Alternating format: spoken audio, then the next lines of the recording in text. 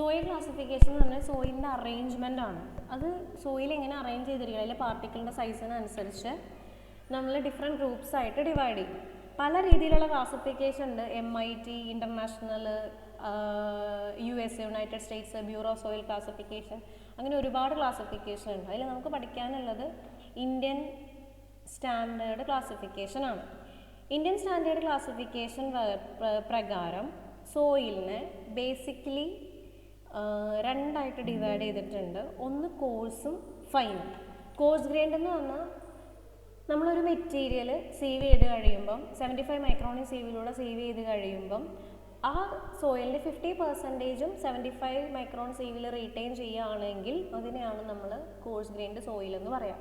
75 micron സീവിലൂടെ sieve ചെയ്ത് കഴിയുമ്പം 50% സാമ്പിളും 75 മൈക്രോണിൽ retain ചെയ്യുകയാണെങ്കിൽ ആ പാർട്ടിക്കിളിനെ നമ്മൾ കോഴ്സ് അഗ്രിഗേറ്റ് എന്ന് പറയും. കോഴ്സ് ഗ്രേഡ് സോയിൽ എന്ന് പറയും.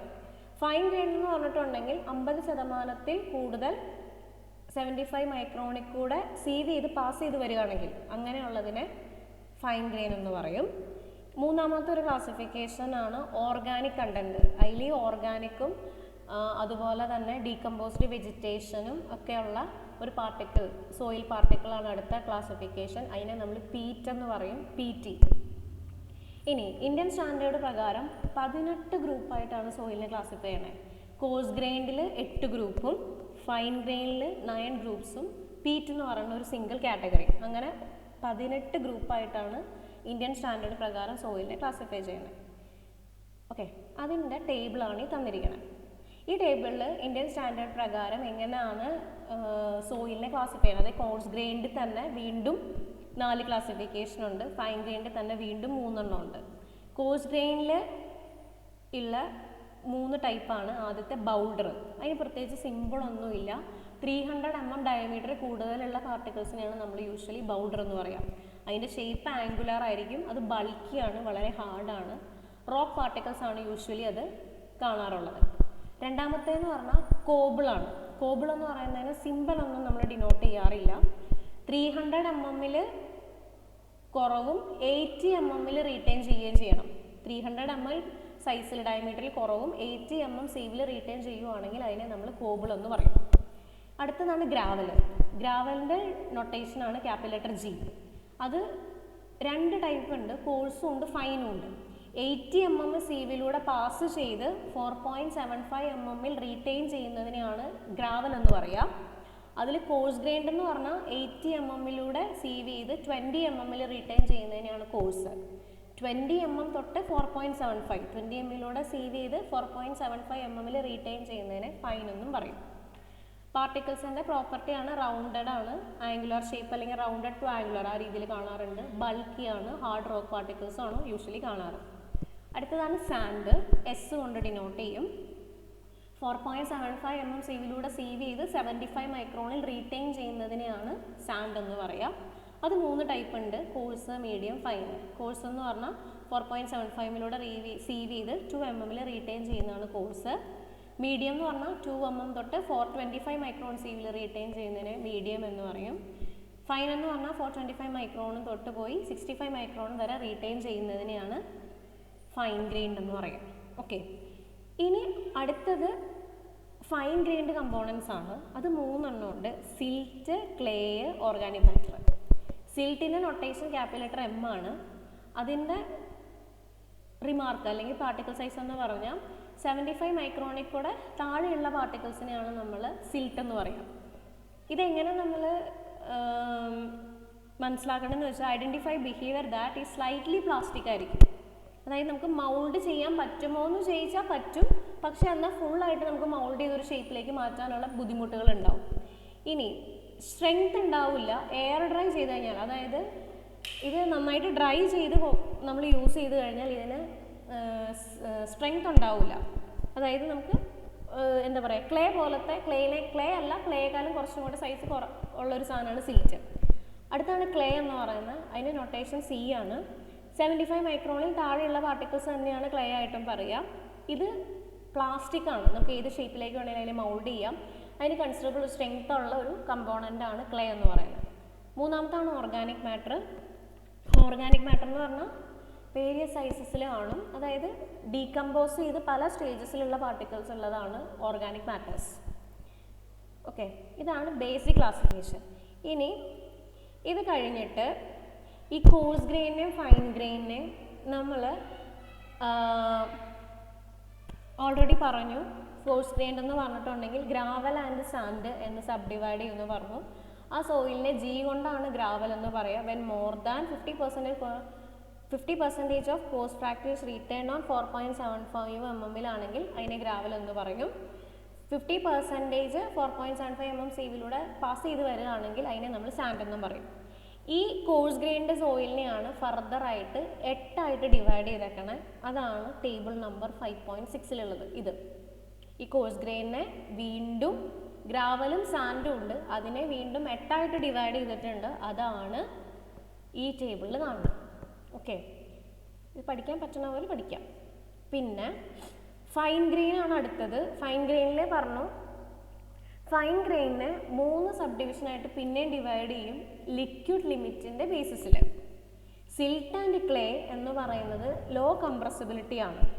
അതുപോലെ തന്നെ ആ സോയിലിൻ്റെ ലിക്വിഡ് ലിമിറ്റ് ലെസ് ദാൻ 35 ആണ്. അങ്ങനെയുള്ളതിനെയാണ് നമ്മൾ സിൽട്ട് ആൻഡ് ക്ലേ എന്ന് പറയുക. അതിൻ്റെ സിമ്പൽ L ആയിട്ടായിരിക്കും ഡിനോട്ട് ചെയ്യുക. അടുത്തതാണ് silt and clay of medium compressibility. അതിൻ്റെ ലിക്വിഡ് ലിമിറ്റ് എന്ന് പറയുന്നത് 35 മുകളിലാണ്, പക്ഷേ 50 കുറവാണ്. അതിൻ്റെ സിമ്പലാണ് I. Silt and clay having high compressibility ഉണ്ട്, ലിക്വിഡ് ലിമിറ്റ് 50 കൂടുതലായിരിക്കും. അതിനെ നമ്മൾ H കൊണ്ട് ഡിനോട്ട് ചെയ്യും. ഇനി ഇവിടെ നിങ്ങൾ നോക്കിയാൽ അറിയാം, കണ്ടോ, I, H, അതുപോലെ തന്നെ L, ഇങ്ങനത്തെ സിമ്പിൾസ് ഉണ്ട്. ഇത് നമ്മൾ ലിക്വിഡ് ലിമിറ്റിൻ്റെ ബേസിസിലാണ് ഈ കണ്ടന്റിനെ നമ്മൾ സിമ്പിൾ ചെയ്തേക്കണം. ഇത് സോയിൽ ക്ലാസിഫിക്കേഷനാണ്. ഇങ്ങനെ ലിക്വിഡ് ലിമിറ്റിൻ്റെ ബേസിസിൽ നമ്മൾ സോയിൽ ക്ലാസിഫിക്കേഷൻ ചെയ്തിരിക്കുന്ന ആ ഒരു ഗ്രാഫിനെ പറയുന്ന പേരാണ് പ്ലാസ്റ്റിസിറ്റി ചാർട്ട്. ഓക്കെ, അപ്പോൾ ഈ പ്ലാസ്റ്റിസിറ്റി ചാർട്ടിലാണ് നമ്മൾ യൂഷ്വലി ഈ സോയിലിൻ്റെ കമ്പോണൻസ് എന്തൊക്കെയാണ് അല്ലെങ്കിൽ പാർട്ടിക്കിൾസ് ഏതൊക്കെയാണെന്ന് നമ്മൾ കാണിക്കണം. ഇനി ഇത് ഫൈൻ ഗ്രെയിനിൻ്റെ കോഴ്സ് ഗ്രെയിനും ഇതിനകത്ത് കാണാം. ഫൈൻ ഗ്രെയിനെ വീണ്ടും 9 ഡിവൈഡ് ചെയ്തിട്ടുണ്ട്. ആ ക്ലാസിഫിക്കേഷനാണ് ഈ ടേബിൾ നമ്പർ 5.7 ഇതിൽ കാണാം. ഓക്കെ, പറഞ്ഞുതരാം എന്താണ്. ഇനി ഇത് കൂടാതെ ബൗണ്ടറി ക്ലാസിഫിക്കേഷൻ എന്ന് പറയുന്ന ഒരു സെക്ഷൻ ഉണ്ട്. ബൗണ്ടറി ക്ലാസിഫിക്കേഷൻ കോഴ്സ് ഗ്രെയിനും ഉണ്ട്, ഫൈൻ ഗ്രെയിനും ഉണ്ട്. അത് നമ്മൾ യൂഷ്വലി രണ്ട് സിമ്പിൾസ് യൂസ് ചെയ്തിട്ടാണ് നമ്മൾ യൂഷ്വലി ബൗണ്ടറി ക്ലാസിഫിക്കേഷനിൽ കാണിക്കണം. ഇത് ഓക്കെ, ബൗണ്ടറി ക്ലാസിഫിക്കേഷൻ കോഴ്സും ഉണ്ട്, ഫൈനും ഉണ്ട്. അപ്പം 2 സിമ്പിൾ ഉണ്ട് ഇതിനകത്ത്, GW-GP. ഇനി 2 സിമ്പലിൽ ആദ്യത്തെ സിമ്പൽ എന്ന് പറയുന്നത് കോഴ്സർ പാർട്ടിക്കിളിൻ്റെയും രണ്ടാമത്തെ സിമ്പൽ എന്ന് പറയുന്നത് ഫൈനർ പാർട്ടിക്കിളിനെയാണ് നമ്മൾ കാണിക്കുക. ഇനി ഇത് ബൗണ്ടറി ക്ലാസിഫിക്കേഷൻ നമ്മൾ കൊടുക്കണം എങ്ങനെയാണെന്ന് വെച്ചിട്ടുണ്ടെങ്കിൽ പാർട്ടിക്കിൾ സൈസ് ഡിസ്ട്രിബ്യൂഷൻ അല്ലെങ്കിൽ പ്ലാസ്റ്റിസിറ്റി എങ്ങനെയാണ് അതിൻ്റെ ബേസിസിലാണ് നമ്മൾ ഈ ബൗണ്ടറി ക്ലാസിഫിക്കേഷൻ ചെയ്യണത്. അങ്ങനെ കോമൺ ആയിട്ടുള്ള കുറേ സാധനങ്ങളാണ് ഈ GW-GP, GM-GC. ഇതെങ്ങനെയാണ് വന്നതെന്ന് ഞാൻ പറഞ്ഞുതരാം. ഇനി രണ്ടാമത്തെ ഒരു ബൗണ്ടറി ക്ലാസിഫിക്കേഷൻ ഉണ്ട് ഗ്രാവലും സാൻഡ് ഗ്രൂപ്പിനും. അത് ഇതുപോലെ GW-SW, GP-SP, GM-SM, GC-SC ഇങ്ങനെയാണുള്ളത്.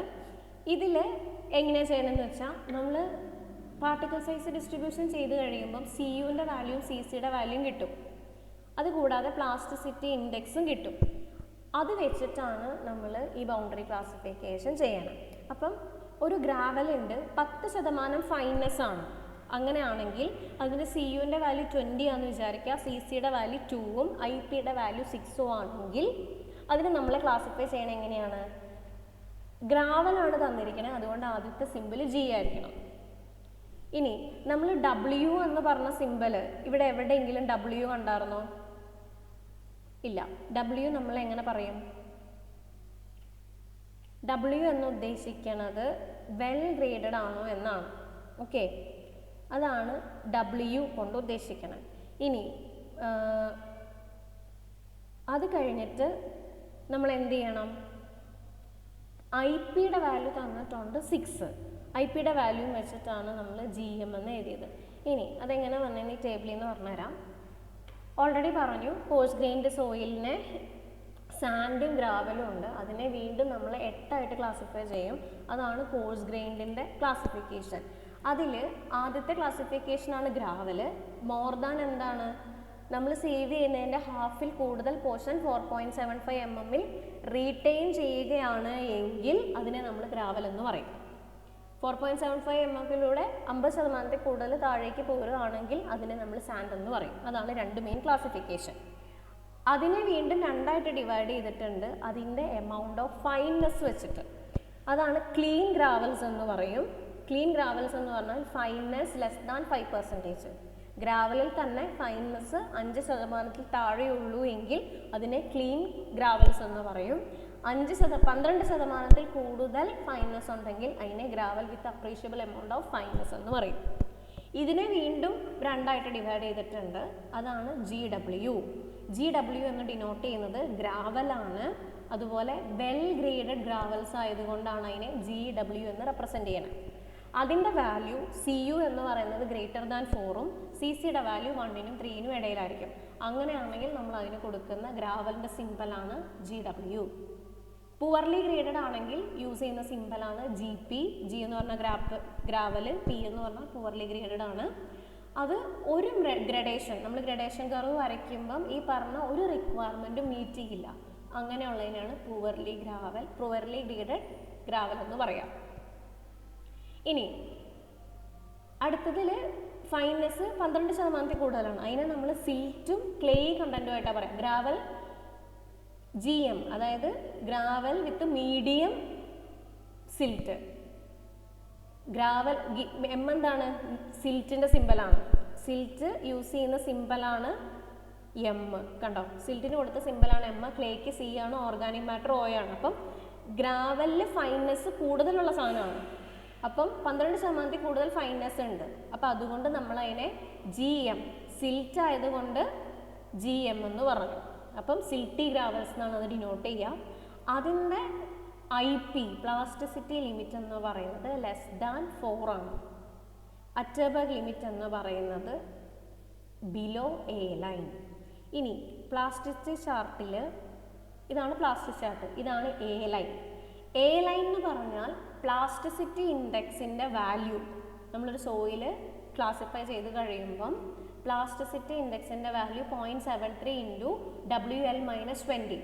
ആ വാല്യൂ എത്രയാണോ ആ ലൈൻ, ആ ഇക്വേഷൻ സാറ്റിസ്ഫൈ ചെയ്യുന്ന സോയിൽ പോർഷൻ അല്ലെങ്കിൽ പ്ലാസ്റ്റിക് ലിമിറ്റ് ഏതാണോ അതിനെയാണ് നമ്മൾ A ലൈൻ എന്ന് പറയുക. ഇതിന് താഴേക്കായിരിക്കും യൂഷ്വലി GM എന്ന് പറയുന്ന ക്ലാസിഫിക്കേഷൻ വരണം. ഓക്കെ, ഇത് ഇനി അതിനകത്തുള്ളത് ക്ലേ ആണ്. ഗ്രാവൽ വിത്ത് ക്ലേ, GC, ക്ലേ ഗ്രാവൽസ് എന്ന് പറയും. അറ്റർബർഗ് ലിമിറ്റ് A ലൈനിന് മുകളിലാണ്. അതിൻ്റെ വാല്യൂ ഗ്രേറ്റർ ദാൻ 7 ആയിരിക്കും. IPയുടെ വാല്യൂ ഗ്രേറ്റർ ദാൻ 7 ആയിരിക്കും. Atterberg limit floating above A line with IP between 4 and 7 are border line. 4നും 7നും ഇടയിൽ ചെയ്യുന്നത് ബോർഡർ ലൈനിലാണ്. അതിന് നമ്മൾ യൂഷ്വലി കൊടുക്കുന്ന സിമ്പിൾ GM - GC എന്നായിരിക്കും. അല്ല, ലെസ് ദാൻ 4 താഴെയാണെങ്കിൽ GM എന്ന് കൊടുക്കും. ഗ്രേറ്റർ ദാൻ IPയുടെ വാല്യൂ 7 ആണെങ്കിൽ GC എന്ന് കൊടുക്കും. ഇൻ ബിറ്റ്വീൻ 4നും 7നും ആണ് എങ്കിൽ നമ്മൾ എന്ത് ചെയ്യും, GM-GC എന്നായിരിക്കും യൂസ് ചെയ്യുന്ന സിമ്പൽ. ഓക്കെ, ഇനി ഇതിൻ്റെ റിമാർക്ക് എന്താണെന്ന് പറഞ്ഞാൽ വെൻ ഫൈൻനെസ് ആർ ബിറ്റ്വീൻ 5% and 12%. ഫൈൻനെസ് നമ്മൾ ടെസ്റ്റ് ചെയ്യുമ്പം 5%, 12% നമുക്ക് കിട്ടണമെന്ന് വിചാരിക്കാം. അതിന് നമ്മൾ എങ്ങനെ സിമ്പിൾ കൊടുക്കും, GP-GM, അതുപോലെ തന്നെ SW-SC. ആ രീതിയിലായിരിക്കും നമ്മൾ സിമ്പിൾ യൂസ് ചെയ്യുക. GP-GM എന്ന് പറഞ്ഞാൽ GP ഇതാണ് GM. അപ്പം ഈ രണ്ട് ക്ലാസിഫിക്കേഷനിൽ ഏതിലും പെടാം. SW-SP എന്ന് പറഞ്ഞാൽ സാൻഡിൻ്റെ ടേംസിലാണ്, അതിവിടെ താഴേക്ക് വരും. അപ്പോൾ അത് ആ രീതിയിലും കൂടെ വേണമെങ്കിൽ നമുക്ക് പറയാം. ഏതിലാണ് എന്നുള്ളത് നമുക്ക് ക്ലിയർ ആയിട്ട് പറയാൻ പറ്റാത്ത അവസ്ഥ വരും. ഫൈൻനെസ് 5%, 12% വരുമ്പോൾ അത് കോഴ്സാണോ സാൻഡാണോ എന്ന് ജസ്റ്റിഫൈ ചെയ്യാൻ ബുദ്ധിമുട്ട് വരും. ഇനി സാൻഡ് എന്ന് പറഞ്ഞാൽ ഇതാണ്, ക്ലീൻ സാൻഡ് ഉണ്ട്. ക്ലീൻ സാൻഡ് എന്ന് പറഞ്ഞാൽ 5% ഫൈൻനെസ് ഉള്ളതാണ്. അതായത് സാൻഡിൽ 5% കുറവ് ഫൈൻനെസ് ഉള്ളതിനാണ് ക്ലീൻ സാൻഡ് എന്ന് പറയാം. 12% കൂടുതലുള്ളതിനെ sand with appreciable amount of fineness എന്ന് പറയും. അതിൽ വെൽ ഗ്രേഡഡ് ആണെങ്കിൽ എസ് ഡബ്ല്യു എന്ന് കൊടുക്കും. സാൻഡ് ആയതുകൊണ്ട് നൊട്ടേഷൻ എസ്, വെൽ ഗ്രേഡഡ് ആയതുകൊണ്ട് എസ് ഡബ്ല്യു, പുവർലി ഗ്രേഡഡ് ആണെങ്കിൽ എസ് പി. സെയിം ക്രൈറ്റീരിയ തന്നെ. സിയുവിൻ്റെ വാല്യൂ ഗ്രേറ്റർ ദാൻ 6 ആണ്, സിസിയുടെ വാല്യൂ 1നും 3നും ഇടയിലായിരിക്കും ആദ്യത്തത്. പുവർലി ആണെങ്കിൽ ഗ്രഡേഷൻ്റെ ഒരു റിക്വയർമെൻറ്റും മീറ്റ് ചെയ്യില്ല. അതിൽ തന്നെ സിൽട്ട് വരും. സിൽട്ട് വരുന്നതിന് എസ് എം എന്ന് പറയും. ഐ പി യുടെ വാല്യൂ ലെസ് ദാൻ 4 ആണ്. എസ് സിയുടെ വാല്യൂ രണ്ടാമത്തെ ക്ലാസിഫിക്കേഷൻ ക്ലേയ് സാൻഡ് ആണ്. ഐ പിയുടെ വാല്യൂ ഗ്രേറ്റർ ദാൻ 7. അപ്പോൾ നമ്മൾ യൂസ് ചെയ്യുന്ന simple S M minus S C. അതായത് 4നും 7നും ഇടയ്ക്കാണെങ്കിൽ നമ്മൾ സാൻഡ് ആണെങ്കിൽ അവിടെ നമ്മൾ S M minus S C എന്ന സിമ്പിളിൽ യൂസ് ചെയ്യും. ഇനി ഇത് ഫൈൻ ഗ്രെയിനിൻ്റെ ബൗണ്ടറി കണ്ടീഷൻസ് ആണ്. ഇത് കംപ്രസിബിലിറ്റിയുടെ ബേസിസിൽ നമ്മൾ കൊടുക്കണതാണ്. ഇവിടെ ഫസ്റ്റ് നമ്മൾ കൊടുക്കുന്നത് കോഴ്സറിൻ്റെയും രണ്ടാമത് കൊടുക്കുന്ന നൊട്ടേഷൻ ഫൈനറിൻ്റെയാണ്. അതിൻ്റെ ക്ലാസിഫിക്കേഷനാണ് ഈ കൊടുത്തേക്കണം. ബൗണ്ടറി ക്ലാസിഫിക്കേഷൻ വെച്ച് കംപ്രസിബിലിറ്റിയുടെ ടേംസിലാണ് നമ്മൾ അതിനെ ക്ലാസിഫൈ ചെയ്യുന്നത്. ഫൈൻ ഗ്രെയിൻ എന്ന് പറഞ്ഞാൽ എന്താണ്? 75 മൈക്രോൺ സീവിലൂടെ സേവ് ചെയ്തുമ്പം 50% അതിൽ കൂടുതലും ആ സീവിലൂടെ പാസ് ചെയ്ത് വരികയാണെങ്കിൽ അതിനെയാണ് ഫൈൻ ഗ്രെയിൻഡ് എന്ന് പറയുക. അപ്പം 3 ക്ലാസിഫിക്കേഷൻ 4 ക്ലാസിഫിക്കേഷൻ ഉണ്ട് അതിന്. Low compressibility, medium compressibility, high compressibility. Low compressibility ആണെങ്കിൽ അതിന് നമ്മൾ എൽ എന്ന് കൊടുക്കും. അതിൽ ഓർഗാനിക് സിൽട്ട് ആണെങ്കിൽ, സിൽറ്റ് കണ്ടന്റ് ഉള്ളെങ്കിൽ അതിന് യൂസ് ചെയ്യുന്ന notation M L. Low compressibility സിൽട്ടാണ് അതിലുള്ളത്. ഇനി ക്ലേ കണ്ടന്റ് ആണ് ഉള്ളതെങ്കിൽ സി എൽ എന്ന് കൊടുക്കും. ഓർഗാനിക് കണ്ടന്റ് ആണ് ആ ഫൈനലിൽ കംപ്രസിബിലിറ്റി കുറവായിട്ടുണ്ടെങ്കിൽ ഒ എൽ എന്ന് ഡിനോട്ട് ചെയ്യും. അതിൻ്റെ കറസ്പോണ്ടിങ് അറ്റർബോ വാല്യൂ ആണ്. ഐ പി ലെസ് ദാൻ 7 ആയിരിക്കും ആദ്യത്തെ, ഐ പി ഗ്രേറ്റർ ദാൻ 7 ആയിരിക്കും. Atterberg limit plot below A line. Organic ആണെങ്കിൽ എ ലൈനിന് താഴെയായിരിക്കും യൂഷ്വലി കാണിക്കാം. ഇനി ഇൻ്റർമീഡിയറ്റ് കംപ്രസിബിലിറ്റി ഉണ്ട്, ഐ കൊണ്ട് ഡിനോട്ട് ചെയ്യും. അത് M I, organic silt of medium plasticity ആണ്. എം എന്ന് പറഞ്ഞാൽ എന്തായിരുന്നു? സിൽട്ടിന് യൂസ് ചെയ്യുന്ന സിമ്പിളാണ് എം. അപ്പം എമ്മും ഇൻ്റർമീഡിയറ്റ് കംപ്രസിബിലിറ്റി ആയതുകൊണ്ട് ഐ, അതും പ്ലോട്ട് ചെയ്യുന്നത് എ ലൈനിന് താഴെയാണ് യൂഷ്വലി വരുള്ളൂ. ഇനി സി ഐ എന്ന് പറഞ്ഞാൽ ഓർഗാനിക് കണ്ടന്റ് ഉള്ളതാണ്. ഓക്കെ, അതും എ ലൈനിൽ മുകളിലാണ് നമ്മൾ കാണിക്കുക. ദെൻ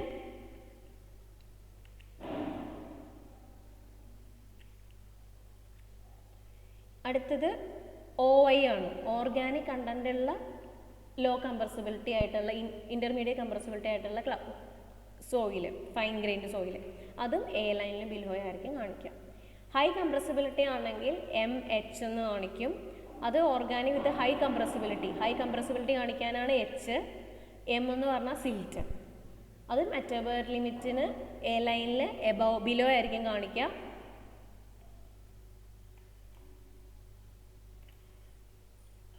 ഓർഗാനിക് ആണെങ്കിൽ സി എച്ച് എന്ന് കാണിക്കും. അറ്റർബൽ ലിമിറ്റിന് എബോവ് ആയിരിക്കും കാണിക്കുക.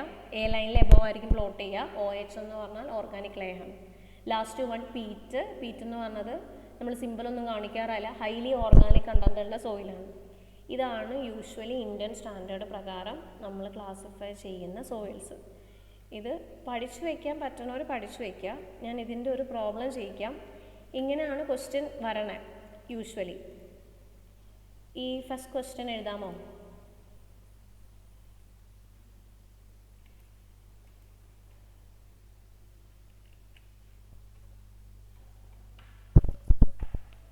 പറഞ്ഞുതരാം, ഇതിലൂടെ പറഞ്ഞുതരാം എങ്ങനെ നമ്മൾ ആ ടേബിളിൽ നിന്ന്.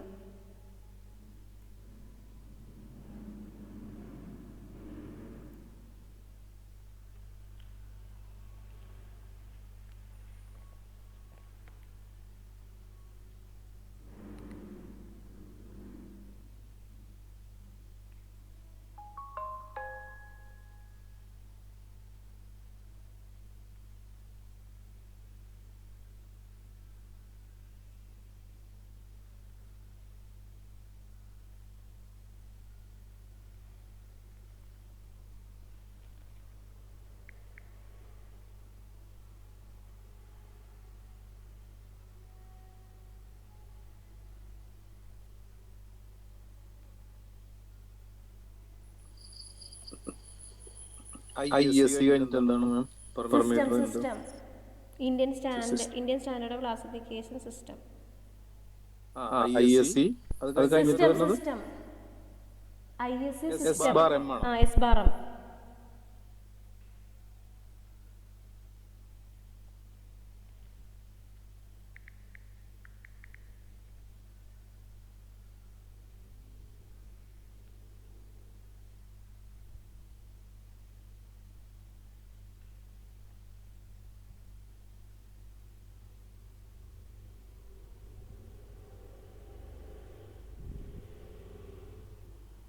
എഴുതിയോ?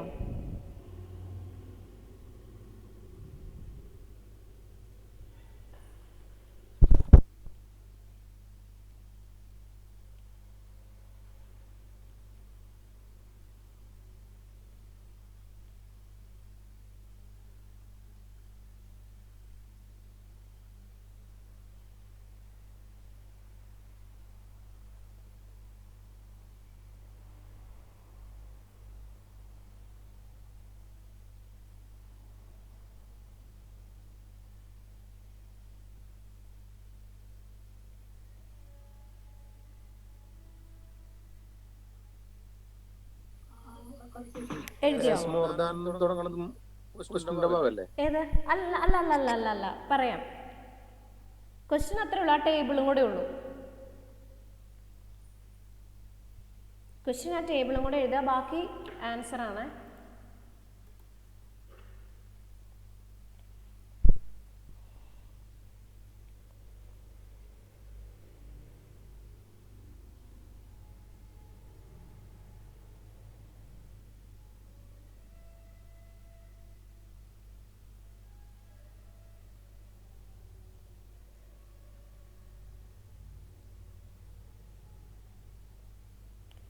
എഴുതിയോ?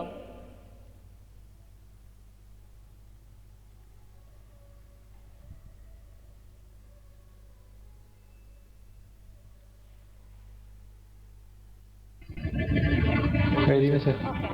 ഒരു ഇന്ത്യൻ ക്ലാസിഫിക്കേഷൻ സ്റ്റാൻഡേർഡ് പ്രകാരം സോയിലിനെ ക്ലാസിഫൈ ചെയ്തിരിക്കണം പറഞ്ഞാൽ ആ സോയിലിന് ലിക്വിഡ് ലിമിറ്റ് എന്ന് പറഞ്ഞാൽ 40% ആയിരുന്നു. പ്ലാസ്റ്റിസിറ്റി ഇൻഡെക്സ് 10% ആണ്.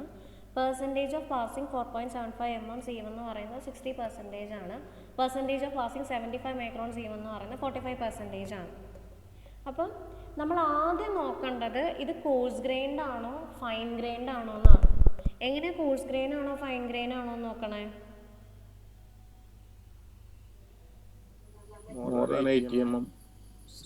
മീൻസ് 4 സൈസ് സീവ് ചെയ്യുന്ന എങ്ങനെയായിരുന്നു? 50%-ൽ കൂടുതൽ 75 മൈക്രോണിൽ റീറ്റെയിൻ ചെയ്തിട്ടുണ്ടെങ്കിൽ 50%-ഓ കൂടുതൽ 75 മൈക്രോണിൽ റീറ്റെയിൻ ചെയ്തിട്ടുണ്ടെങ്കിൽ അതെന്തായിരിക്കും? കോഴ്സ് ഗ്രെയിൻഡ് ആയിരിക്കും. ഓക്കെ. അപ്പം ഇവിടെ എങ്ങനെയാണ്?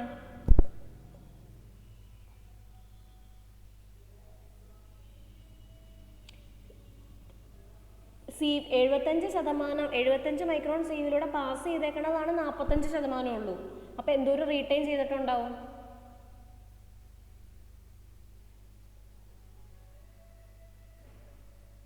എഴുപത്തഞ്ച് മൈക്രോൺ ആണ് നമ്മുടെ അടിസ്ഥാനം. 55% ഇല്ലേ? 55. അതായത് മോർ ദാൻ 50% എന്ത് ചെയ്തു? 75 മൈക്രോണിൽ റീറ്റെയിൻ ചെയ്തിട്ടുണ്ട്. അപ്പം നമ്മൾ പറയും അതെന്താണ്? കോഴ്സ് ഗ്രെയിൻഡ് ആണ്. ക്ലിയർ ആയോ? 75 മൈക്രോൺ ആണ് നമ്മുടെ മാർജിൻ. കോഴ്സ് ആണോ ഫൈൻ ആണോ എന്ന് തീരുമാനിക്കണം. അപ്പോൾ ആദ്യം നമ്മൾ ചെയ്യേണ്ട അതാണ്, കോഴ്സ് ആണോ ഫൈൻ ആണോ എന്ന് തീരുമാനിക്കണം. എന്നിട്ടാണ് ക്ലാസിഫിക്കേഷൻ അതിനകത്ത് ഏതാണെന്ന് തീരുമാനിക്കാൻ പോകാവുള്ളൂ. അപ്പം 75 മൈക്രോണിൽ 50% കൂടുതൽ റീറ്റെയിൻ ചെയ്തിട്ടുണ്ട് എങ്കിൽ അതെന്താണ്? കോഴ്സ് ഗ്രെയിൻ ആണ്.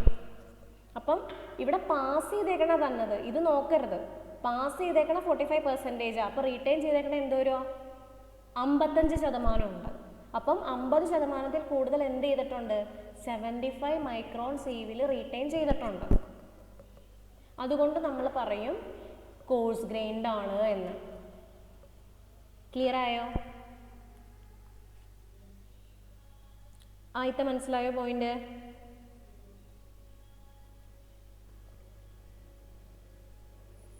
മനസ്സിലായില്ല.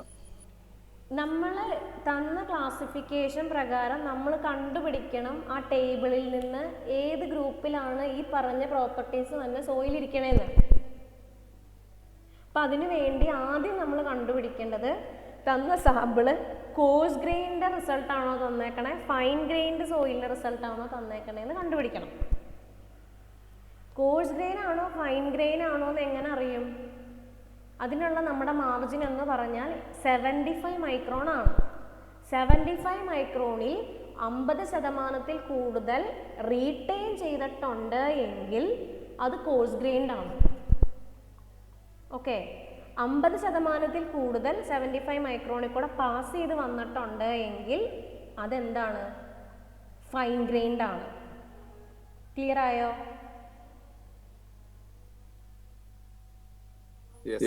ഓക്കെ, നമ്മുടെ ടേബിളിൽ നോക്ക്, 75 മൈക്രോണിൽ കൂടെ പാസ് ചെയ്തേക്കണ എത്ര ശതമാനാ? 45 ഉള്ളൂ. അപ്പൊ റീറ്റെയിൻ ചെയ്തതല്ലേ കൂടുതൽ? അപ്പൊ അതുകൊണ്ട് എന്താണത്? കോഴ്സ് അഗ്രിഗേറ്റ് ആണ്. അതാണ് ഇവിടെ എഴുതിയേക്കണം. ആ 50% കൂടുതൽ ഇതിൽ റീറ്റെയിൻ ചെയ്തിട്ടുണ്ട്. അതെങ്ങനെ കണ്ടുപിടിച്ചേ? ഫൈൻ ഫ്രാക്ഷൻ 45 ഉള്ളൂ. അതായത് 75 കൂടെ കടന്നു വന്നേക്കണ എത്രയേ ഉള്ളൂ? 45% ഉള്ളൂ. എന്തോരം റീറ്റെയിൻ ചെയ്തിട്ടുണ്ട് അതിനകത്ത്? 15%. അതെന്താണ്? കോഴ്സ് ഫ്രാക്ഷൻ ആണ്. അതുകൊണ്ട് ആ സോയിൽ കോഴ്സ് ഗ്രെയിൻഡ് ആണ്. ക്ലിയർ ആയോ? ഓക്കെ, അത്ര എഴുതണം. എന്നിട്ട് ഞാൻ പറയുന്നു ബാക്കി.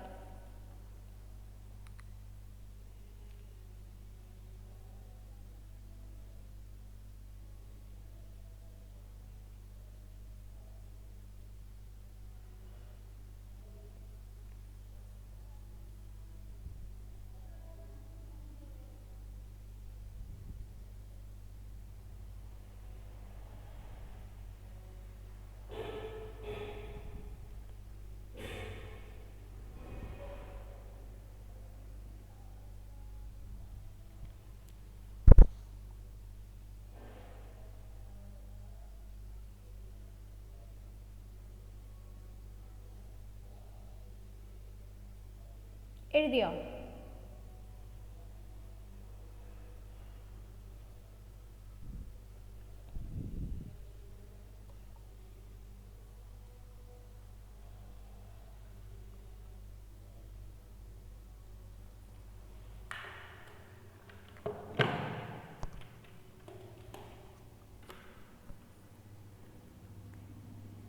എഴുതിയോ?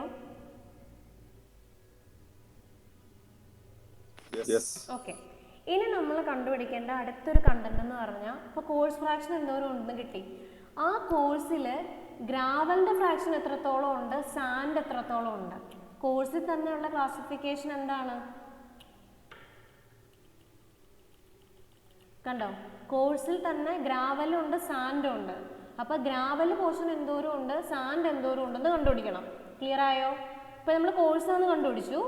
കോഴ്സിന് വീണ്ടും 2 സബ് ഡിവിഷൻ ഉണ്ട്, ഗ്രാവല്, സാൻഡ്. അതിലെന്തോ എങ്ങനെയാണെന്ന് ഐഡൻറ്റിഫൈ ചെയ്യണം. ക്ലിയർ ആയോ?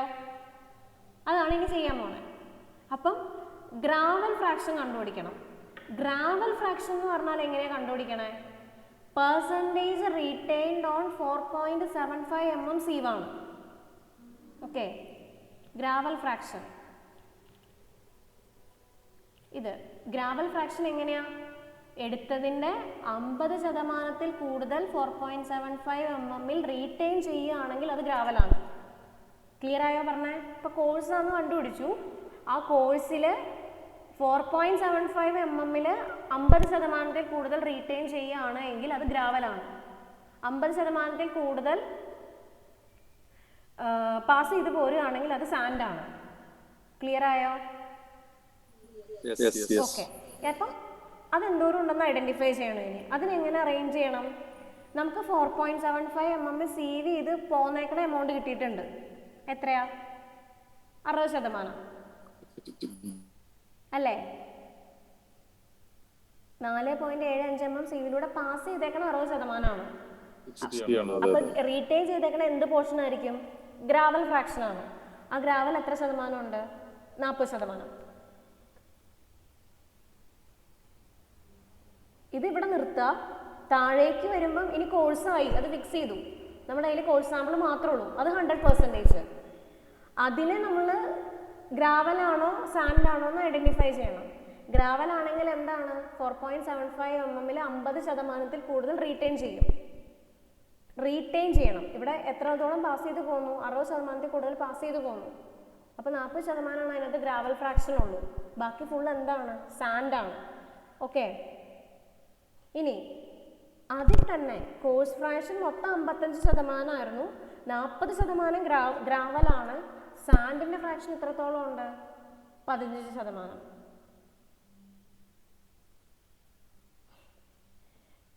മനസ്സിലായോ?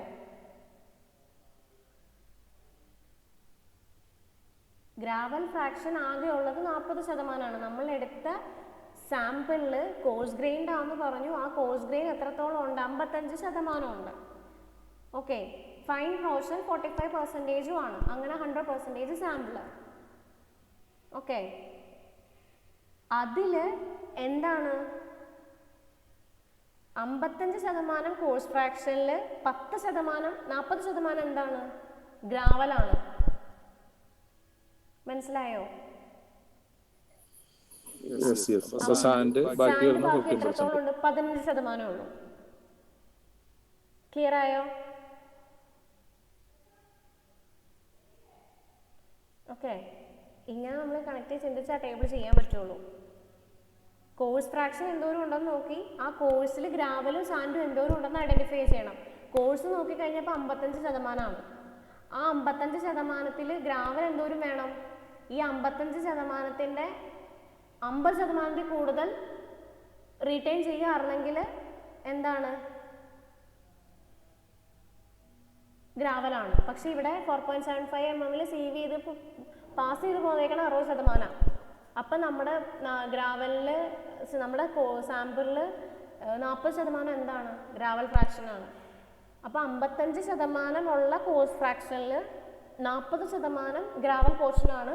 ബാക്കി 15% എന്താണ്? സാൻഡ് ഫ്രാക്ഷനാണ്. ഓക്കെ, ഇനി അപ്പം ഇവിടെ പറയാണ് course fraction is larger than 4.75 mm ISE then the soil is gravel. Already ഞാൻ പറഞ്ഞു 4.75 സീവിലൂടെ 50% കൂടുതൽ വരികയാണെങ്കിൽ 50% മോർ വരികയാണെങ്കിൽ അത് ഗ്രാവലാണ് നമ്മൾ ഐഡൻറ്റിഫൈ ചെയ്തു. The soil has maximum more than 12% ഫൈനസ് ഉണ്ട് എങ്കിൽ it can be either GM or GC. അതെങ്ങനെ പറഞ്ഞേ? ഫൈനസിൻ്റെ എമൗണ്ട്, ഫൈനസ് എന്ന് പറയുന്ന എമൗണ്ട് 12% കൂടുതലാണെങ്കിൽ നമ്മൾ GM അല്ലെങ്കിൽ GC, അത് ആ ടേബിളിൽ നിന്ന് എഴുതിയേക്കണെയാണ്. അങ്ങനെയാണെങ്കിൽ നമ്മൾ സിൽട്ട് ഗ്രാവൽ എന്നും പറയും.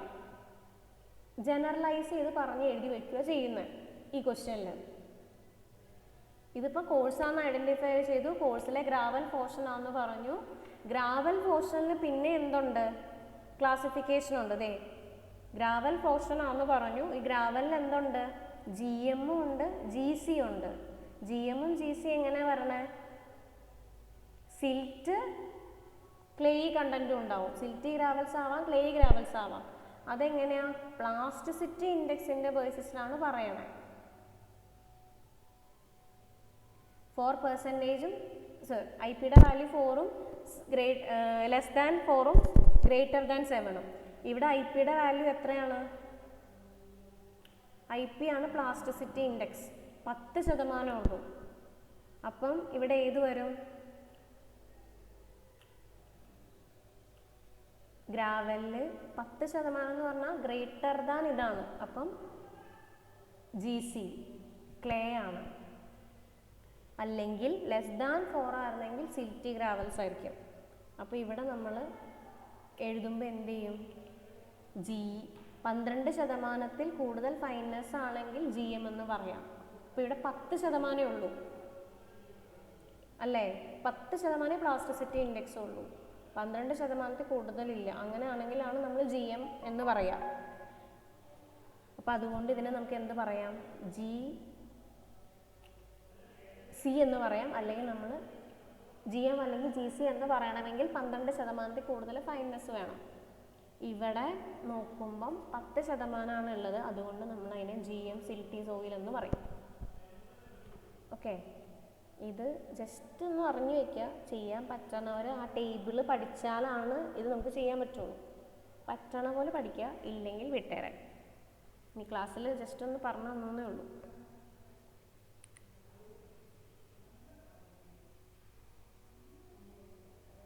എക്സാം രജിസ്ട്രേഷൻ വന്നിട്ടുണ്ട് കേട്ടോ. S4 നിങ്ങളുടെ വർക്കിംഗ് പ്രൊഫഷണലിൻ്റെ എക്സാം രജിസ്ട്രേഷൻ ഇപ്പോൾ ഓപ്പൺ ആയിട്ടുണ്ട്.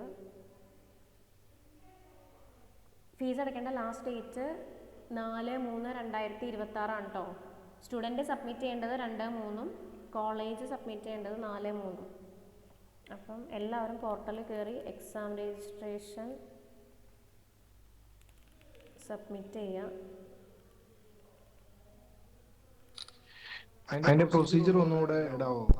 നമ്മൾ തന്നെ ചെയ്താൽ പോലെ ഇവിടെ തന്നെ നമ്മൾ ചെയ്യണം. ചെയ്തിട്ട് എന്താ, നിങ്ങളുടെ പോർട്ടലിൽ കയറിയ എല്ലാ സബ്ജക്ട്സും എക്സാം ഡെഫിനിഷൻ നിങ്ങളെ പോർട്ടലിൽ കയറുമ്പോൾ തന്നെ വന്ന് കിടപ്പുണ്ടാവും. അവിടെ ആ എല്ലാത്തിലും ടിക്ക് ചെയ്യുക, സബ്മിറ്റ് അടിക്കുക. സേവ് ആവാത്തത് സബ്മിറ്റ് അടിക്കണം.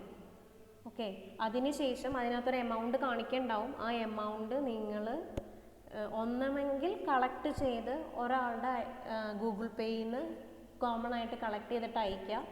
അല്ല ഇൻഡിവിജ്വലി ആണ് നിങ്ങൾ അയക്കുന്നതെങ്കിൽ എന്നോട് പറയണം, ഞാൻ ട്രാൻസാക്ഷൻ ആയിട്ട് ഇടാനായിട്ട് എക്സൽ ഇട്ട് തരാം. 30 പേരുടെയും ഒരുമിച്ച് അടയ്ക്കുമ്പോഴാണ് അത് പ്രോസസ്സ് ചെയ്യുള്ളൂ. ഓക്കെ, അപ്പോൾ കഴിഞ്ഞ പ്രാവശ്യം ചെയ്ത പോലെ എന്ത് ചെയ്യുക, ഒരുമിച്ച് പേ ചെയ്യുമോ അല്ലെങ്കിൽ എങ്ങനെയാണെന്ന് പറഞ്ഞാൽ അതിനനുസരിച്ച് അറേഞ്ച്മെൻറ്റ് ഞാൻ ചെയ്തുതരാം. എമൗണ്ട് ഞാൻ പറയാം. ഏകദേശം എമൗണ്ട് 1000 സംതിങ് 2000 താഴെ ആയിരുന്നു റെഗുലറിന് വന്നത്. നിങ്ങൾക്കും അത്രയും തന്നെ ആയിരിക്കും.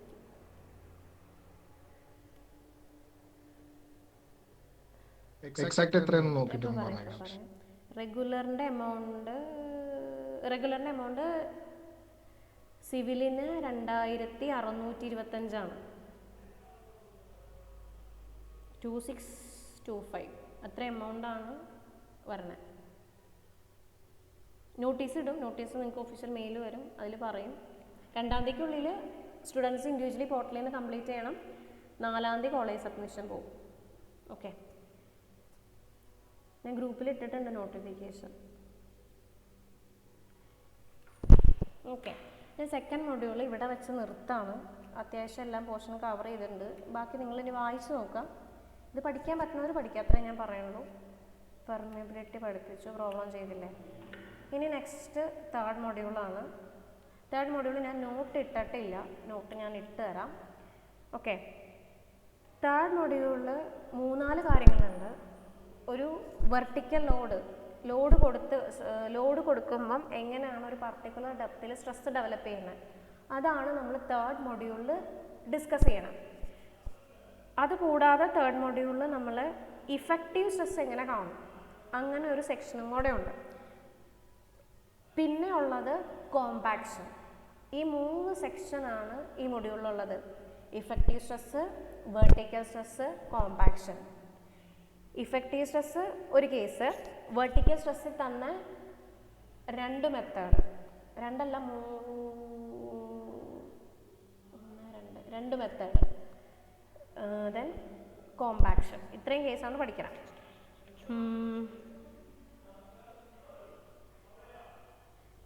ഓക്കെ, ഇതിൽ ഫസ്റ്റ് നിങ്ങളുടെ സിലബസിൽ ഇട്ടേക്കണത് എഫക്റ്റീവ് സ്ട്രെസ്സാണ്.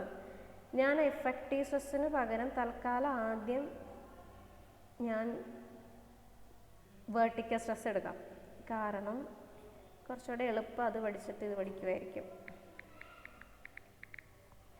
ഇതിനകത്ത് ഡെറിവേഷൻസ് ഒന്നുമില്ല, കുറച്ച് ഇക്വേഷൻസ് ഉണ്ട്. ആ ഇക്വേഷൻ പഠിച്ച ഡയറക്റ്റ് സബ്സ്റ്റിറ്റ്യൂഷനാണ് ഈ വെർട്ടിക്കൽ സ്ട്രെസ്സിൽ. ഓക്കെ, മൊഡ്യൂൾ 3 അല്ലേ? തേർഡ് മൊഡ്യൂള് 3 കേസസ് ആണുള്ളത്. ഒന്ന് ഇഫക്റ്റീവ് സ്ട്രെസ്, ഒന്ന് വെർട്ടിക്കൽ സ്ട്രെസ് ഡിസ്ട്രിബ്യൂഷൻ, അതായത് വെർട്ടിക്കൽ സ്ട്രെസ്, കോമ്പാക്ഷൻ. ഈ 3 കേസുകളാണ് ഉള്ളത്. അപ്പോൾ ആദ്യം ഞാൻ വെർട്ടിക്കൽ സ്ട്രെസ് എടുക്കാം, അത് കഴിഞ്ഞിട്ട് എഫക്റ്റീവ് സ്ട്രെസ് പറയാം. വെർട്ടിക്കൽ സ്ട്രെസ് പെട്ടെന്ന് നീങ്ങും. വെർട്ടിക്കൽ സ്ട്രെസ് എന്ന് പറഞ്ഞാൽ ഒരു സോയിലിൽ എങ്ങനെയാണ് സ്ട്രെസ് ഉണ്ടാവുന്നത്? ലോഡ് വന്ന് കഴിയുമ്പം ആ ലോഡ് ബൈ ഏരിയ ആണ് എന്ത്? സ്ട്രെസ്. അപ്പം സോയിലിൽ ആക്ട് ചെയ്യുന്ന ഫോഴ്സ് പെർ യൂണിറ്റ് ഏരിയനെയാണ് നമ്മൾ സോയിലിലെ സ്ട്രെസ് എന്ന് പറയാം. സോയിലിൽ എങ്ങനെ സ്ട്രെസ് ഉണ്ടാവണേ? സോയിലിൻ്റെ വെയിറ്റ് കൊണ്ട് വരാം, അല്ലെങ്കിൽ അതിൽ കൊടുക്കുന്ന എക്സ്റ്റേണൽ ലോഡ് കൊണ്ട് വരാം, അല്ലെങ്കിൽ അതിന് മുകളിൽ ഓവർലൈ ചെയ്യുന്ന സ്ട്രക്ചറിൻ്റെ വെയിറ്റ് കൊണ്ട് വരാം. ഇങ്ങനെയൊക്കെ കാര്യങ്ങൾ കൊണ്ടാണ് സോയിലിൽ എന്തുണ്ടാവുന്നത്? സ്ട്രെസ് വരുന്നത്. ഇനി നമ്മൾ എന്തിനാണ് ഈ സോയിലിലെ സ്ട്രെസ് സ്റ്റഡി ചെയ്യണേ? സോയിൽ ലോഡ് വന്നു കഴിയുമ്പോൾ സോയിലിന് എന്താ സംഭവിക്കണേ? മണ്ണിൽ നമ്മൾ ലോഡ്, മണ്ണ് അതിനൊരു വെയിറ്റ് ഉണ്ട്, അതുകൂടാതെ നമ്മൾ അതിനകത്ത് ലോഡ് കൊടുക്കും, സ്ട്രക്ചർ പണിയും. ഇതൊക്കെ ചെയ്യുമ്പോൾ ശരിക്കും സോയിലിന് എന്താ സംഭവിക്കുക? അതായത് ഇരുന്ന് പോകുമ്പോൾ സെറ്റിൽമെന്റ് ഉണ്ടാവും അല്ലേ? മണ്ണിലൊരു പരിധി കൂടുതൽ ലോഡ് വന്നു കഴിയുമ്പോൾ മണ്ണ് എന്ത് ചെയ്യും? ഇരുന്ന് പോകും. അപ്പം ഈ സ്ട്രെസ് കൊണ്ട് ആ സോയിൽ എത്രത്തോളം സ്റ്റേബിളാണ്, അല്ലെങ്കിൽ അതിന് എത്രത്തോളം ഫൗണ്ടേഷൻ, എത്രത്തോളം സെറ്റിൽമെൻറ്റ് ഉണ്ടാകാൻ ചാൻസ് ഉണ്ട്. അതുപോലെ തന്നെ ആ സോയിൽ ഒരു സ്ട്രക്ചറിൽ കൊടുക്കുന്ന പ്രഷർ, എർത്ത് പ്രഷർ എത്രയാണ്, ഇതെല്ലാം ഐഡൻറ്റിഫൈ ചെയ്യാൻ വേണ്ടിയിട്ടാണ് നമ്മൾ സോയിലിലെ സ്ട്രെസ്സ് കാൽക്കുലേറ്റ് ചെയ്യണം. ഏത് സ്ട്രെസ് ആയിക്കോട്ടെ, വെർട്ടിക്കലായിട്ടെ ഹൊറിസോണ്ടലാവട്ടെ എന്തും ആവട്ടെ, സോയിലിലെ സ്ട്രെസ്സ് അത് സ്റ്റേബിൾ ആണോ എന്ന് അറിയാൻ വേണ്ടി, അതുപോലെ തന്നെ സെറ്റിൽമെൻറ്റ് അറിയാൻ വേണ്ടി, അല്ലെങ്കിൽ ആ സോയിൽ എക്സേർട്ട് ചെയ്യുന്ന പ്രഷർ, എർത്ത് പ്രഷർ എത്രയാണെന്ന് അറിയാൻ വേണ്ടിയിട്ടാണ് നമ്മൾ യൂഷ്വലി സോയിലിലെ സ്ട്രെസ്സ് നമ്മൾ ഐഡൻറ്റിഫൈ ചെയ്യുന്നത്. ഇനി സോയിലിലെ ബിഹേവിയർ എന്ന് പറഞ്ഞാൽ, സോയിലും എന്താണ്, ഒരു ഇലാസ്റ്റിക് മെറ്റീരിയൽ പോലെ പറയാം. ലോഡ് കൊടുക്കുമ്പോൾ സ്ട്രെസ് സ്ട്രെയിൻ എങ്ങനെയാണ്, ഒരു ഇലാസ്റ്റിക് മെറ്റീരിയൽ ആണെന്നുള്ള അസംഷനിലാണ് നമ്മൾ യൂഷ്വലി സ്ട്രെസ് അനാലിസിസ് എല്ലാം നമ്മൾ ചെയ്യണത്. അപ്പം ഇങ്ങനെ സ്ട്രെസ് അനാലിസിസ് ചെയ്യുന്നതിന് നമ്മൾ ലീനിയർലി ഇലാസ്റ്റിക് അല്ലെങ്കിൽ ഐസോട്രോപിക് അല്ലെങ്കിൽ ഹോമോജീനിയസ് ഇത്രയും മെറ്റീരിയൽ പ്രോപ്പർട്ടി ഉള്ള ഒരു സ്ട്രക്ചറായിട്ട് അസ്യൂം ചെയ്തിട്ടാണ് നമ്മൾ സോയിലിലെ ഏത് സ്ട്രെസ്സസും കാൽക്കുലേറ്റ് ചെയ്യുക. ഇനി അടുത്തൊരു ടേമാണ് ജിയോസ്റ്റാറ്റിക് സ്ട്രെസ്സ്. ജിയോസ്റ്റാറ്റിക് സ്ട്രെസ് എന്ന് പറഞ്ഞിട്ടുണ്ടെങ്കിൽ ഒരു ഗ്രൗണ്ട് സർഫസ് ഹൊറിസോണ്ടൽ ആണെന്ന് വിചാരിക്കാം. അപ്പം ആ സോയിലിലെ പ്രോപ്പർട്ടി, ഒരു ഹൊറിസോണ്ടൽ ആയിട്ടുള്ള ഒരു ഗ്രൗണ്ട് സർഫസ്, ആ സോയിലിൻ്റെ ആ ഗ്രൗണ്ടിൻ്റെ ഹൊറിസോണ്ടൽ പ്ലെയിനിലുള്ള സോയിൽ, അതിൻ്റെ പ്രോപ്പർട്ടീസ് എല്ലാം എന്താണ്, ചേഞ്ച് ചെയ്യില്ല ഈ വെയ്റ്റിൻ്റെ ഇഫക്റ്റ് കൊണ്ട്. അല്ലെങ്കിൽ ഏതൊരു ഹൊറിസോണ്ടൽ പ്ലെയിനിലാണോ ഈ സോയിലിൻ്റെ പ്രോപ്പർട്ടീസ് ഒന്നും ചേഞ്ച് ചെയ്യാതെ നിൽക്കുന്നത്. ഓക്കെ, സോയിലിൻ്റെ ഒരു സ്ട്രെസ്സസും ഹൊറിസോണ്ടൽ പ്ലെയിനിൽ ചേഞ്ച് ചെയ്യില്ല. അങ്ങനെയുള്ള സ്ട്രെസ്സിനെയാണ് നമ്മൾ എന്ത് പറയുക, ജിയോസ്റ്റാറ്റിക് സ്ട്രെസ്സ്. അതായത് ഒരു സോയിൽ ഗ്രൗണ്ട് സർഫസിൽ ഇങ്ങനെ നിൽക്കണു, അതിൻ്റെ ഒരു ഹൊറിസോണ്ടൽ പ്ലെയിൻ നമ്മൾ കൺസിഡർ ചെയ്താൽ ആ ഹൊറിസോണ്ടൽ പ്ലെയിനിലുള്ള സോയിലിൻ്റെ എല്ലാ പ്രോപ്പർട്ടീസും ഒരുപോലെയാണ്. സ്ട്രെസ്സസ് ഒരിക്കലും എന്ത് ചെയ്യില്ല, ചേഞ്ച് ചെയ്യില്ല. അങ്ങനെ ചേഞ്ച് ചെയ്യാത്ത സ്ട്രെസ്സിനെയാണ്, ഹൊറിസോണ്ടൽ പ്ലെയിനിൽ ചേഞ്ച് ചെയ്യാത്ത സ്ട്രെസ്സിനെയാണ് നമ്മൾ ജിയോസ്റ്റാറ്റിക് സ്ട്രെസ് എന്ന് പറയും. അതിന് ഏറ്റവും നല്ല എക്സാമ്പിളാണ് സെഡിമെൻ്ററി ഡെപ്പോസിറ്റ്. സെഡിമെൻ്ററി ഡെപ്പോസിറ്റ് എന്താണ്, ഓരോ ലെയർ ബൈ ലെയർ ഇങ്ങനെ ഹൊറിസോണ്ടൽ പ്ലെയിനിൽ വന്ന് സെഡിമെൻ്റ് ആയിട്ടാണ് സെഡിമെൻ്ററി സോയിൽസ് ഉണ്ടാവുന്നത്. അപ്പം ഒരു ലെയർ നമ്മൾ ഹൊറിസോണ്ടൽ ലെയർ എടുത്തു കഴിഞ്ഞാൽ ആ ലെയറിലെ സോയിലിൻ്റെ പ്രോപ്പർട്ടീസ് എല്ലാം എങ്ങനെയാണ്, ചേഞ്ച് ചെയ്യില്ല, സെയിം ആണ്. അങ്ങനെയുള്ള സ്ട്രെസ്സിനെയാണ് നമ്മൾ, അങ്ങനെയുള്ള സ്ട്രെസ്സ്, അതായത് ആ ലെയറിൻ്റെ വെയിറ്റ് കൊണ്ട് ആ പ്ലെയിനിൽ ഉണ്ടാവുന്ന സ്ട്രെസ്സിനെയാണ് നമ്മൾ ജിയോസ്റ്റാറ്റിക് സ്ട്രെസ് എന്ന് പറയാം. ഇനി വേറൊരു സാധനമാണ് വെർട്ടിക്കൽ സ്ട്രെസ്. ഇതൊരു ഗ്രൗണ്ട് സർഫസ്. ഓക്കെ, ഈ കാണിച്ചിരിക്കുന്ന ഒരു ഗ്രൗണ്ട് സർഫസ്, അതിൻ്റെ ഡെപ്ത് ഇസഡ് ആണ്. അതായത് നമ്മളൊരു സോയിൽ എലമെൻറ്റ് കൺസിഡർ ചെയ്തേക്കണു. ഇത് ആ സോയിൽ എലമെൻ്റ് ഇരിക്കുന്നത് ഇസഡ് ഡെപ്തിലാണ്. ഗ്രൗണ്ട് സർഫസിൽ നിന്ന് ഇസഡ് ഡെപ്തിലാണ് നമ്മൾ കൺസിഡർ ചെയ്യുന്ന സോയിൽ എലമെൻ്റ് ഇരിക്കണം. ഈ സോയിലിന് എന്തൊക്കെ സ്ട്രെസ് ഉണ്ട്, വെർട്ടിക്കൽ സ്ട്രെസ് ഉണ്ട്, അതാണ് സിഗ്മ ഇസഡ്. ഈ ഇത്രയും ഏരിയയിലെ വെയിറ്റ് കൊണ്ട് ആ സോയിലിൽ ഈ പോയിന്റിൽ ഒരു പർട്ടിക്കുലർ ഡെപ്തിൽ എന്താണ് സ്ട്രെസ് ഉണ്ടാവുന്നുണ്ട്, ആ സ്ട്രെസ്സാണ് സിഗ്മ ഇസഡ്, വെർട്ടിക്കൽ സ്ട്രെസ്. അതുകൂടാതെ ഈ സോയിൽ എലമെൻറ്റിൽ എന്താണ്, എക്സ് ഡയറക്ഷനിലും വൈ ഡയറക്ഷനിലും സ്ട്രെസ്സസ് ഉണ്ട്. ക്ലിയർ ആയോ?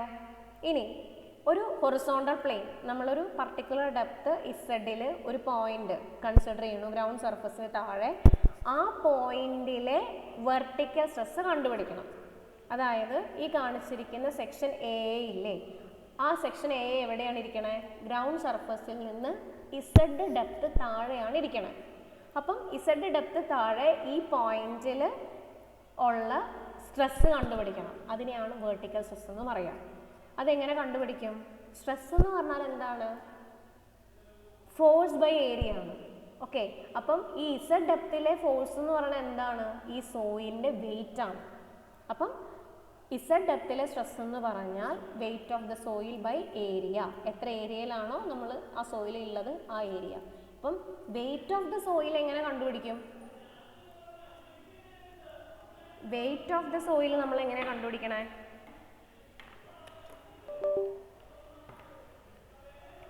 സോയിലിന്റെ വെയിറ്റ് എന്താണ്?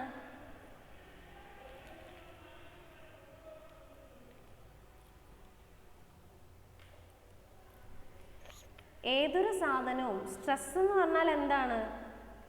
സ്ട്രെസ് എന്താണ്? Force by area. ഇവിടെ നമ്മൾ കണ്ടുപിടിക്കണം എന്താണ്? ഗ്രൗണ്ട് സർഫസിൽ നിന്നും ഇസഡ് ഡെപ്ത് താഴെയുള്ള ഒരു പോയിന്റിലെ സ്ട്രെസ് ആണ്. അതിനെ നമ്മൾ വെർട്ടിക്കൽ സ്ട്രെസ് സിഗ്മ ഇസഡ് എന്ന് പറയും. ഓക്കെ,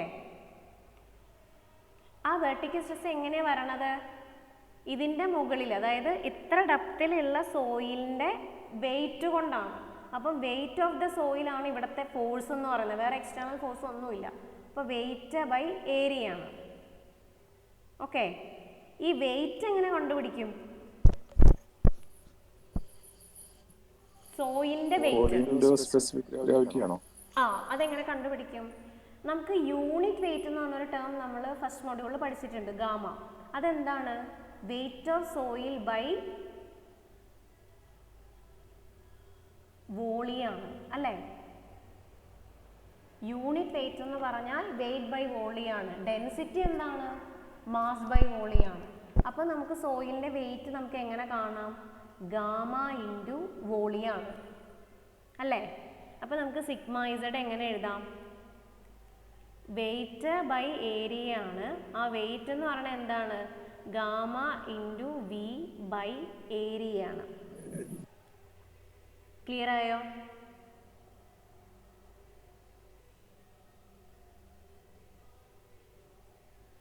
ഇനി വോളിയം എന്ന് പറഞ്ഞാൽ എന്താണ്? നമ്മൾ കൺസിഡർ ചെയ്ത ഈ ഇസഡ് ഡെപ്തിലുള്ള ഇത്രയും വോളിയം അതെങ്ങനെ കണ്ടുപിടിക്കാം? ഏരിയ ഇൻറ്റു ആ ഡെപ്ത്, അതാണ് വോളിയം ഡിവൈഡഡ് ബൈ ഏരിയ. അപ്പോൾ എയും എയും ക്യാൻസൽ ആയിപ്പോൾ ബാക്കി എന്ത് വരും? Gamma into Z. ഒരു ഗ്രൗണ്ട് സർഫസിൽ നിന്ന് ഒരു പർട്ടിക്കുലർ ഡെപ്തിലുള്ള സ്ട്രെസ്, അതിനെ വെർട്ടിക്കൽ സ്ട്രെസ് എന്ന് പറയും. ആ വെർട്ടിക്കൽ സ്ട്രെസ് എങ്ങനെയാണ് കാണുന്നത്? അതിന് മുകളിൽ നമ്മൾ എത്ര ഡെപ്ത് വരെയാണോ കൺസിഡർ ചെയ്തേക്കണേ ആ ഡെപ്തിലെ സോയിലിൻ്റെ unit weight into corresponding depth ചെയ്താൽ വെർട്ടിക്കൽ സ്ട്രെസ് കിട്ടും. കൺസെപ്റ്റ് മനസ്സിലായോ?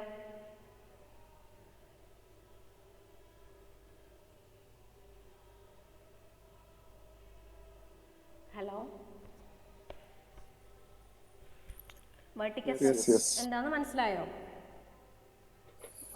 ഓക്കെ, നോട്ട് ഇട്ട് തരാം കേട്ടോ. ഇപ്പം ഇൻ്റർവെല്ലിന് ഇറങ്ങുമ്പോൾ ഞാൻ നോട്ട് ഇട്ട് തരാം. ഇനി അടുത്തത്, ഇനി നമ്മൾ പറയാൻ പോണ n ലെയേഴ്സ് ഉണ്ടെങ്കിൽ, ഇതുപോലെ n ലെയേഴ്സ് ഉണ്ടെങ്കിൽ എന്തായിരിക്കും? n ലെയർ എന്ന് പറഞ്ഞാൽ മനസ്സിലായില്ലേ? ഡിഫറെൻറ്റ് ലെയേഴ്സ് ഉണ്ടെങ്കിൽ, ഇപ്പം ഇതിങ്ങനെ ഗ്രൗണ്ട് സർഫസ്, ആദ്യത്തെ ലെയർ ഡെപ്ത് Z1 ആണ്, അവിടുത്തെ soil weight unit weight gamma 1 ആണ്. അടുത്ത ഡെപ്ത് Z2, അവിടുത്തെ സോയിലിൻ്റെ യൂണിറ്റ് വെയിറ്റ് ഗാമ 2 ആണ്. അങ്ങനെ പോയി n ലെയേഴ്സ് ഉണ്ടെങ്കിൽ നമ്മൾ എങ്ങനെ സിഗ്മ Z കാണും? Sum of i equal to 1 to n gamma ZI, അല്ലെങ്കിൽ എന്താണ്?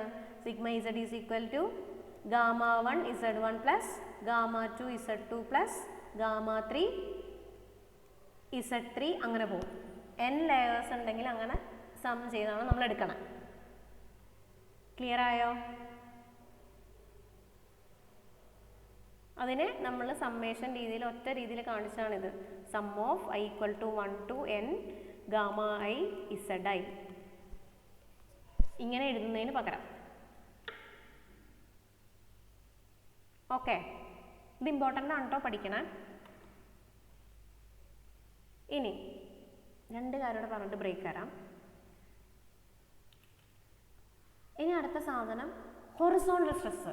വെർട്ടിക്കൽ സ്ട്രെസ് ഉണ്ടെങ്കിൽ ഹൊറിസോണ്ടൽ സ്ട്രെസ് ഉണ്ട്. ആ ഫിഗറിൽ കാണിച്ചിരുന്ന രണ്ട് ഹൊറിസോണ്ടൽ സ്ട്രെസ്സുകളാണ് എന്ത്? സിഗ്മ എക്സും സിഗ്മ വൈയും. സമ്മതിച്ചോ? ഈ ഫിഗറിൽ കാണുന്ന സിഗ്മ എക്സും സിഗ്മ വൈയും രണ്ടും ഹൊറിസോണ്ടൽ സ്ട്രെസ്സുകളാണ്.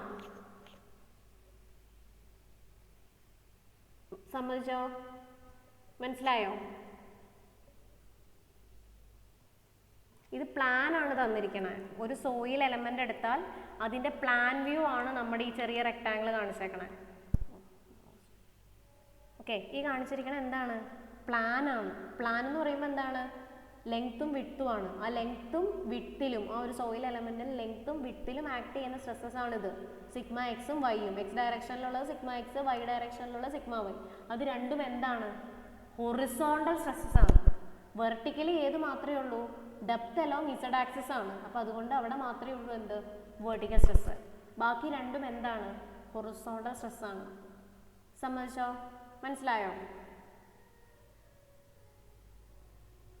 പറഞ്ഞത് മനസ്സിലായോ? ഓക്കെ. ഇനി ഹൊറിസോണ്ടൽ സ്ട്രെസ് നമ്മൾ എങ്ങനെയാണ് കണ്ടുപിടിക്കണേ? ഹൊറിസോണ്ടൽ സ്ട്രെസ് കാണാനായിട്ട് നമ്മൾ യൂസ് ചെയ്യുന്ന ഒരു റിലേഷൻ ഉണ്ട്. ഈ sigma x by sigma z, അതായത് horizontal stress by vertical stress എന്ന് പറയുന്നത് ഒരു റേഷ്യോ ആണ്. അതിനെ കോഎഫിഷ്യന്റ് ഓഫ് ലാറ്ററൽ സ്ട്രെസ് എന്ന് പറയും, അല്ലെങ്കിൽ ലാറ്ററൽ സ്ട്രെസ് റേഷ്യോ എന്ന് പറയും. അപ്പം സിഗ്മ ഇസഡ് നമുക്കറിയാമെങ്കിൽ സിഗ്മ എക്സ് എങ്ങനെ കാണാം? ആ കോൺസ്റ്റന്റ് കൊണ്ട് വെർട്ടിക്കൽ സ്ട്രെസ് മൾട്ടിപ്ലൈ ചെയ്താൽ നമുക്കൊരു സോയിലിലെ ഏത് പ്ലെയിനിലെ വേണമെങ്കിലും ഹൊറിസോണ്ടൽ സ്ട്രെസ് കണ്ടുപിടിക്കാം. വെർട്ടിക്കൽ സ്ട്രെസ് അറിയാമെങ്കിൽ ഹൊറിസോണ്ടൽ സ്ട്രെസ് കണ്ടുപിടിക്കാം. എങ്ങനെ? ഒരു കോൺസ്റ്റന്റ് വെച്ച് മൾട്ടിപ്ലൈ ചെയ്താൽ മതി. ആ കോൺസ്റ്റന്റിന് പറയുന്ന പേരാണ് coefficient of lateral stress. Okay, simple. Vertical stress എന്ന് പറഞ്ഞാൽ സിഗ്മ ഇസഡ് ആണ്. അതെന്താണ്? ഏത് ഡെപ്തിലെയാണോ വെർട്ടിക്കൽ സ്ട്രെസ് കാണുന്നത് ആ ഡെപ്തിലെ സോയിലിൻ്റെ യൂണിറ്റ് വെയിറ്റ് ഇൻറ്റു ആ കറസ്പോണ്ടിങ് ഹൈറ്റ് ആണ് വെർട്ടിക്കൽ സ്ട്രെസ്. വെർട്ടിക്കൽ സ്ട്രെസ് അറിയാമെങ്കിൽ ഹൊറിസോണ്ടൽ സ്ട്രെസ് എങ്ങനെ കാണാം? അതിൻ്റെ കൂടെ ഒരു കോൺസ്റ്റന്റ് വെച്ച് മൾട്ടിപ്ലൈ ചെയ്താൽ മതി. ആ കോൺസ്റ്റന്റ് എന്ന് പറയുന്നത് coefficient of lateral stress. Okay, ഈ രണ്ട് കാര്യം ക്ലിയർ ആയോ? ഹൊറിസോണ്ടൽ സ്ട്രെസ് എന്താണ്, വെർട്ടിക്കൽ സ്ട്രെസ് എന്താണ്? ഓക്കെ ആണോ? ഹൊറിസോണ്ടൽ സ്ട്രെസ് എങ്ങനെയാണ് മാം ആക്ട് ചെയ്യുക? ഹൊറിസോണ്ടൽ സ്ട്രെസ് നമ്മൾ ശരിക്കും പറയണ എപ്പോഴാണെന്ന് അറിയോ? ഒരു റീറ്റെയിനിങ് വാൾ ചെയ്യൂലേ? ഓക്കെ, റീറ്റെയിനിങ് വാള് അവിടെ ആക്ട് ചെയ്യുന്ന ഈ ലാറ്ററൽ എർത്ത് പ്രഷർ, അത് വേണം നമുക്ക് ശരിക്കും ഹൊറിസോണ്ടൽ സ്ട്രെസ്സിൽ വരാം. അത് നിങ്ങൾ അടുത്ത സെമസ്റ്ററിൽ പഠിക്കും. സെക്കൻഡ് സെമ്മിലെ പഠിക്കുള്ളൂ. ഈ സെമ്മിൽ നിങ്ങൾ വെർട്ടിക്കൽ സ്ട്രെസ് മാത്രമേ പഠിക്കുള്ളൂ. ഓക്കെ, ഇനി നോട്ടിട്ട് തരാം. ഒരു കാര്യം പറയട്ടെ, എന്നിട്ട് ഇൻ്റർവെൽ തരാം.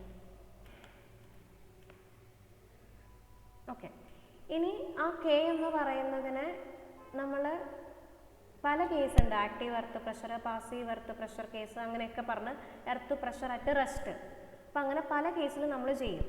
എർത്ത് കണ്ടീഷൻ റെസ്റ്റ് ആണെങ്കിൽ അവിടെ നമ്മൾ യൂസ് ചെയ്യുന്ന K0 ആണ്. Earth pressure, lateral earth pressure, അതായത് സോയിൽ റെസ്റ്റ് കണ്ടീഷനിലാണ് എങ്കിൽ അവിടെ നമ്മൾ യൂസ് ചെയ്യുന്ന കോഎഫിഷ്യൻ്റ് ആണ് K0. അത് coefficient of lateral earth pressure at rest എന്ന് പറയും. ഇത് നിങ്ങൾക്ക് അടുത്ത സെമസ്റ്ററിൽ ഡീറ്റെയിൽ ആയിട്ട് പഠിക്കാനുണ്ട്. ഇപ്പോൾ ജസ്റ്റ് സമ്മറൈസ് ചെയ്ത് പറഞ്ഞു എന്നേ ഉള്ളൂ. അത് കാണാനുള്ള ഇക്വേഷൻ μ/1 - μ ആണ്. μ എന്ന് പറഞ്ഞാൽ സോയിലിൻ്റെ പോയിസൺസ് റേഷ്യോ. ഇനി അല്ലെങ്കിൽ നമുക്ക് യൂസ് ചെയ്യാം 1 - sin phi dash. phi dash എന്ന് പറഞ്ഞാൽ angle of shearing resistance, soil shear ചെയ്ത് പോകുന്ന ആംഗിൾ. അത് ടൈപ്പ് ഓഫ് സോയിലിനനുസരിച്ച് പല വാല്യൂസ് ഉണ്ട്. ഒന്നെങ്കിൽ 5 വാല്യൂ തന്നാൽ അത് കണ്ടുപിടിക്കാം, ഇല്ലെങ്കിൽ ഡയറക്റ്റ് ക്വസ്റ്റ്യനിൽ തന്നിട്ടുണ്ടാവും.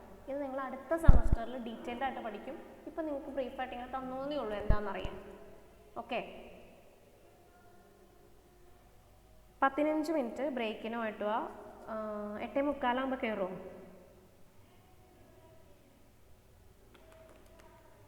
ഹലോ, 50 8:35 8:35. ഓക്കെ, 50. ശരി.